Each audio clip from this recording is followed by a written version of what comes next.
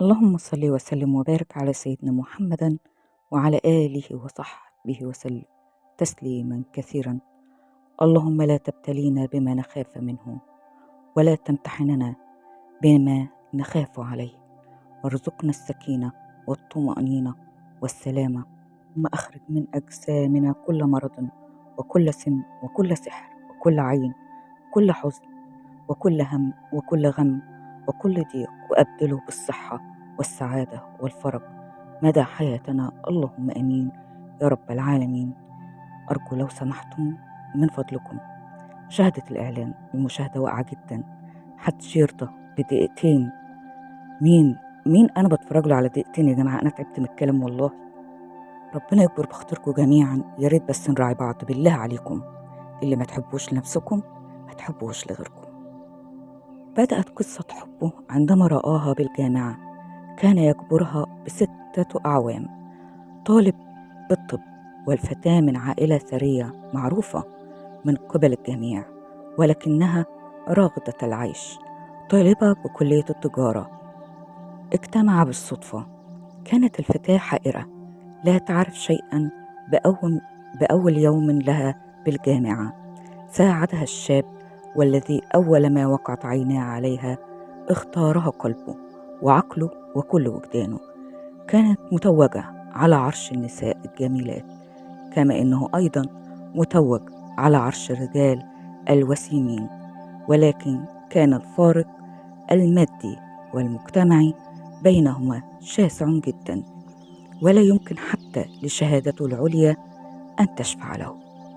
ابتعد في البداية، وقرر الاحتفاظ بحبه لها سرا يخبئه داخل صدره، ولكن الفتاة أيضا أعجبت به، وكانت في كل فرصة مناسبة وغير مناسبة تتخذ كليته طريقا للقائه وتملك قلبه. وبالفعل فالشاب يحبها مسبقا، وقد امتلكت عليه قلبه بالفعل ومن أول لقاء، ولكنه احتفظ بذلك لنفسه صونا لكرامته.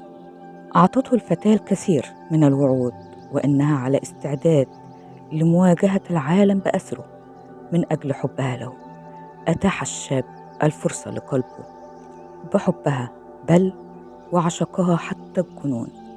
طوال ال4 سنوات الخاصة بجامعتها كانت بكل يوم تعلق بها أكثر فأكثر، لدرجة أنه رأى بها كل نساء العالم.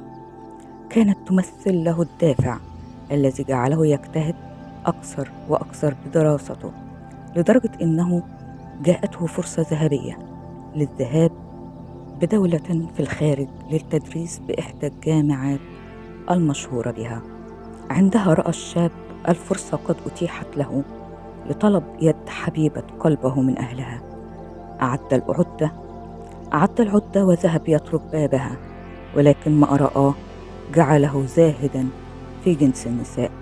لقد وجدها عروس لإحدى الأغنياء باليوم الذي ذهب فيه لطلب يدها.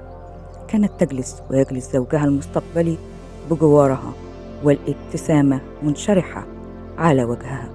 صدم الشاب مما رآه، لكن قلبه ما زال متمسكا بها، فجعله يتلمس لها الأعذار. لربما والديها أجبراها على الزواج به، ولكن الفتاة ما أن رأته حتى أسرعت متوجهة إليه لتحمل عنه باقة الزهور الجميلة بالألوان والأنواع التي تحبها. وكأنه مدعو عادي جاء يبارك لها قبولها للزوج الذي ترتضيه. لم يدري ماذا يفعل الشاب، أيبارك لها زواجها أم ينصرف ململما جرح قلبه. وبالفعل ما أن هم بالرحيل حتى قدمت إليه الفتاة، لا لتواسيه بل لتضع ملحا على جراحه الذي ينزف، لتخبره بأنها عندما أرادت صحبة ارتضت به، ولكنها عندما تريد الزواج فإنها تتزوج ممن يناسبها ويناسب مكانتها الاجتماعية مثل زوجها المستقبلي. كانت كلماتها وضحكاتها لها أثر على قلبه كوقوع السيف المسلول. رحل الشاب للبلاد الأجنبية ليكمل مسيرته، لا لأنه يريد علوا في الأرض، ولكنه كان يريد الهروب من ماضي أليم ومرير. لم يقوى على نسيانها ولا تجاوزها والتفكير بغيرها. وبالرغم من محاولات والدته المريضة، والتي كانت لا ترجو شيئا من خالقها قبل انتقالها إليه إلا أن ترى ابنها وحيدها متزوج ومنعم بالاستقرار، إلا أنه خذلها ولم يقبل بأي من عروض الفتيات الجميلات التي انتقتهن وارتضت بهن عروس له. أفنى الشاب حياته كاملة في حبها، في حين كانت تنعم بحياة الرغدة والرفاهية مع زوجها الثري الذي باعت من أحبها من أجله. لم يتطرق الشاب يوما لمعرفة أخبارها، ولم يدعو لها على الرغم من كل ما فعلته به إلا بالسعادة الدائمة. وربما لولا دعائه ما كانت نعمت بالحياة إلا بالشقاء الطويل. العشق لا يعني القرب ممن نحب، فهناك من يبتعدون عنا ولا نراهم، ولكنهم أثروا قلوبنا ولا نستطيع تخليصها منهم حتى وإن أردنا فعل ذلك.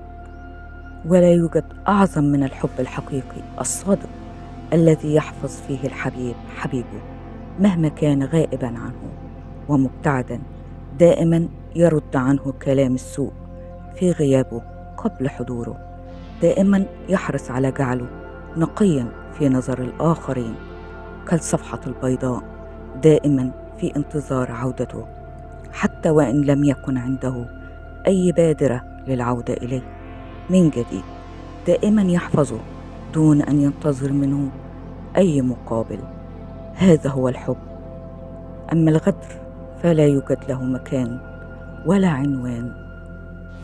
الفرق بين الحب الحقيقي والحب المزيف هو نفس الفرق بين العملة الحقيقية والمزيفة. ممكن أن يكون شكلهم واحد، بس اللي دقق صح هيعرف الفرق. الحب الحقيقي هو إنك تكون مصدر الإلهام والحياة للطرف الثاني، إنك تحس بطعم الحياة معاه، تعرف وتحس الدنيا فرقت معاك قد إيه وهو معاك. ما ينفعش لحظة تعدي من غير ما تفكر فيه، إنك تكون مصدر فرحته وتحس بزعله ويفرق معاك ده قوي. تحب تشاركه كل حاجة في حياتك مهما كانت بسيطة، ما تفضلش حد عليه مهما كان. حاجات كتير هتحسها وتعيشها معاه، هتحس إن أول مرة تعملها رغم إنك عملتها قبل كده كتير، بس معاه بتبقى مختلفة.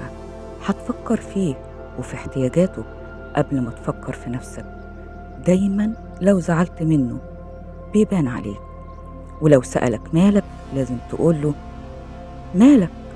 لو بدأت تقول مفيش حاجة وعادي يبقى في جرس إنذار. مش كل حاجة تتحس لازم تتقال، بس أي حاجة هتقولها له لازم تكون حاسسها.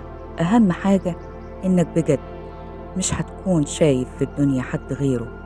حتى لو شفت يوميا آلاف البشر هتشوف الحاجة بعينيه وتعرف هيحبها ولا لأ.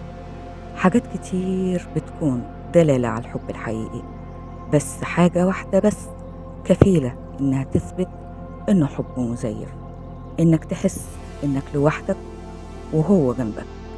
تحياتي وتقديري لكم جميعا، وبالتوفيق والنجاح يا رب العالمين.